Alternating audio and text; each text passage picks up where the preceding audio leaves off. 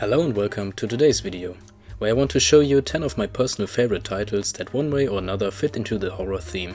So please sit back and I hope you enjoy.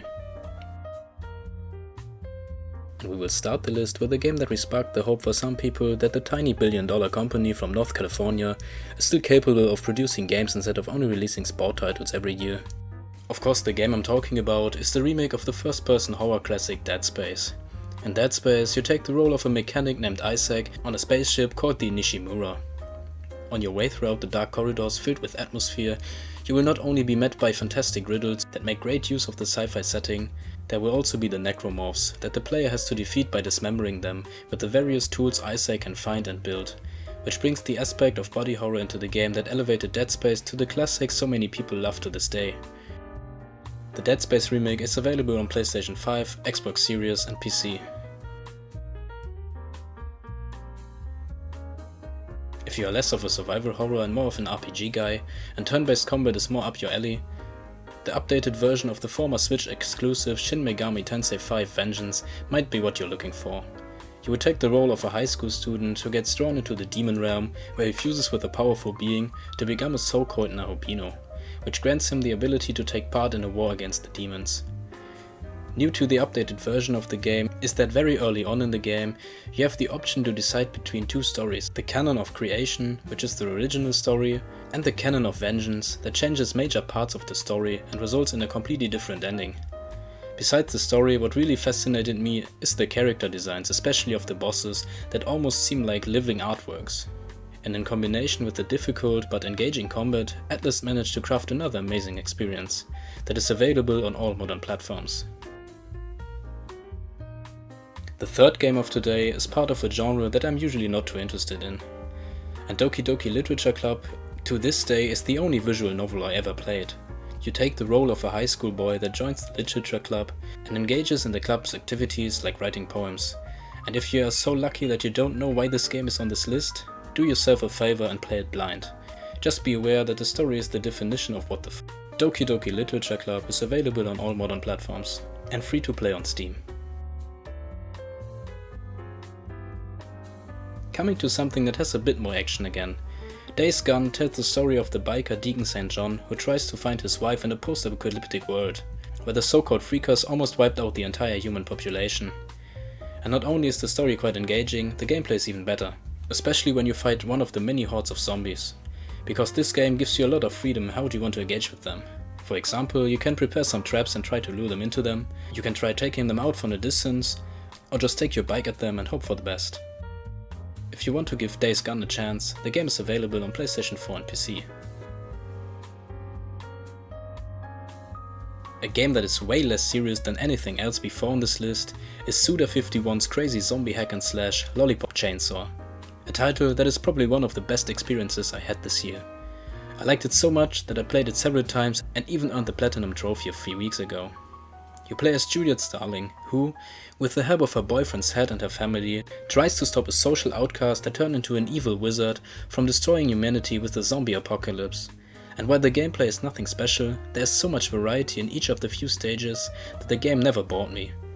To be fair, we do not have a masterpiece here, but Lollipop Chainsaw's combination of silly jokes and zombie action still did the most important thing a video game has to do, and that is simply being fun to play. If you want to give it a try, the game is available on PlayStation 3 and Xbox 360, and the remake is available on all current and last-gen consoles. Still not really serious, but with a darker atmosphere, is a very small indie horror adventure called My Big Sister, a game that I one day randomly discovered on a PlayStation sales page, and because of decent reviews and a price of 50 cents, decided to give a shot and did not find myself disappointed. In the around 3-hour adventure, you play as Lucia, one of two sisters that manage to get themselves kidnapped by an organization that plans to sacrifice the older sister so that the leader of the evil organization can take over her body. Your goal in the game is to flee the sister's prison and get back home. To achieve that, you will have to simply explore the sceneries in order to find items to overcome the several challenges in your way. On top of that, if you ignore the weird sidebars, the art style is quite decent for a game from a single developer. So if you can see yourself giving this game a try, you can do so on all modern platforms. Next up, we get back to the action with a game that is not a horror game but still has the atmosphere to easily deserve a place on this list. And that is the fantastic Batman Arkham Knight from Rocksteady Studios. A game that puts you in the role of the Dark Knight himself and lets you take on some of his most iconic antagonists. And not only does the game hold up very well graphics wise, the fourth Arkham game also includes the definitive version of the free-flow combat system that became the series' trademark, is easy to learn and hard to master, and makes every encounter from the first to the last fights of the game feel amazing. So even 9 years later, I think for an open world game that fits the theme of the video, Batman Arkham Knight is still a fantastic choice. And when you feel like gliding and driving through dark rainy nights in Gotham is your thing, you can do so on every modern platform. If you are more up for a challenge and also more of a 2D type of guy, the Game Kitchen's 2D pixel art Metroidvania Blasphemous could be exactly what you're looking for. You take the role of a knight called the Penitent One, that has to fight his way through the fictional regions of Custodia. On your way you will pass through beautiful and detailed crafted dark horrific 2D landscapes filled with deformed monsters. To fight those, you either use your sword to attack and parry or cast one of the spells you may learn throughout your journey. And on top of that all, you get to fight crazy looking bosses whose attack pattern you have to memorize to be able to overcome the challenge.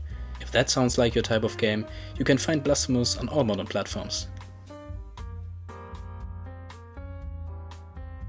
Next up, we have a game that is actually part of my personal rotation right now, and that is a game which is rarely talked about nowadays, called Singularity. In the game you take the role of an American soldier that is part of a special force that tries to infiltrate the fictional Soviet island by the name of Katorga 12. On the island, the Soviets researched the abilities of an element called E99 that was supposed to be so powerful so the Soviet Union would take over the world with the energy it possesses. But something goes wrong, many people die, and many years later Russia tries to keep the location a secret. But because the player unknowingly gets thrown back to the day of the incident due to an anomaly caused by the leftovers of the accident, and there saves the life of a very important person that normally would have died that day and alters the history to the worse, the player now has to find a way to return to the normal history. But while I like the setup for the story, it is not why I like the game in particular. The actual reason for that is the huge variety and creativity in gameplay. First you have your standard weapons like a rifle, a revolver and stuff like that, but you also have a sniper rifle that lets you directly control the bullet after you shoot.